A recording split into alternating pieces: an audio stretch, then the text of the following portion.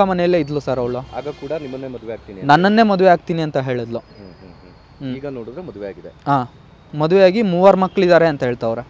ಅವ್ರ ಊರವರೇ ಹೇಳಿದ್ದು, ಬೇರೆ ಯಾರೂ ಅಲ್ಲ. ಈಗ ನಿಮ್ಗೆ ನ್ಯಾಯ ಬೇಕು ಅಂತ? ನ್ಯಾಯ ಬೇಕು ಸರ್ ನನಗೆ. ಯಾವ ಥರ ನ್ಯಾಯ ಬೇಕು ನಿಮಗೆ? ನಿಮಗೆ ಯಾವ ಥರ ನ್ಯಾಯ ಕೇಳ್ತಾ ಇದ್ದಾರೆ, ಎಕ್ಸೆಪ್ಟ್ ಮಾಡ್ತಾ ಇದ್ದೀರಾ? ನಂಗೆ ದುಡ್ಡು ಬೇಡ ಸರ್. ನನಗೆ ದುಡ್ಡು ಇದಲ್ಲ ಸರ್. ಬೇಕಾದರೆ ನಾನು ಸಂಪಾದನೆ ಮಾಡ್ಕೊತೀನಿ. ನನಗೆ ಹೋಗಿರೋ ದುಡ್ಡನ್ನ ನಾನು ಬರೀ 2 ದಿನದಲ್ಲಿ ಬೇಕಾದರೂ ಸಂಪಾದನೆ ಮಾಡ್ಕೊತೀನಿ. ಆ ಥರ ಇದಿದೆ ನನಗೆ.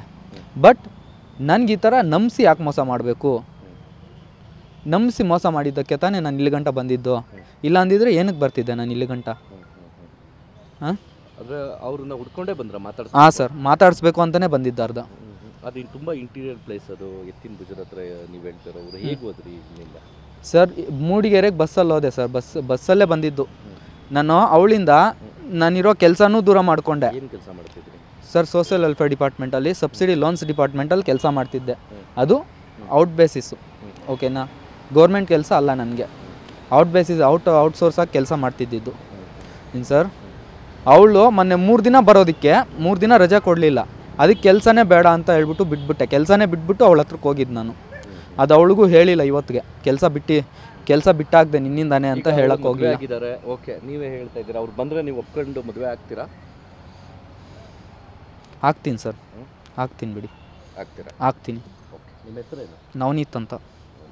ಅವ್ರ ಮಕ್ಕಳನ್ನೂ ನಾನೇ ಸಾಕ್ತೀನಿ. ಅವಳೆಲ್ಲಿ ಸಾಕೋದು ಬೇಡ, ನಾನೇ ಸಾಕ್ಕೊತೀನಿ. ಆದರೆ ಈ ಥರ ಸುಳ್ಳು ಹೇಳಿ ನಿಮಗೆ? ಹಾಂ, ಸುಳ್ಳು ಹೇಳಿದಾಗ ನನಗೆ ನೋವಾಯಿತು. ಇಲ್ಲ, ನಂಗೆ ಮದುವೆ ಆಗಿದೆ,